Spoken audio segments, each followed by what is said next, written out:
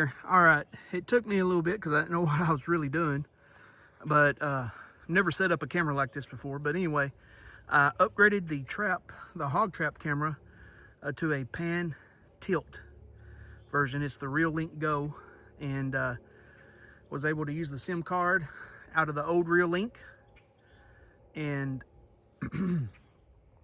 it came with an SD card. They are running a sale on these. They're refurbished on eBay, so you might look at the Reolink eBay store if you're interested in getting one for your trap. But I like the pan tilt model so I can look around the trap. It's also 4G. The video's nice and crisp. But anyway, I'm gonna get out of here. It's getting close to getting dark, and if we see any pigs tonight, they usually come in right at sunset. So anyway, take care, guys.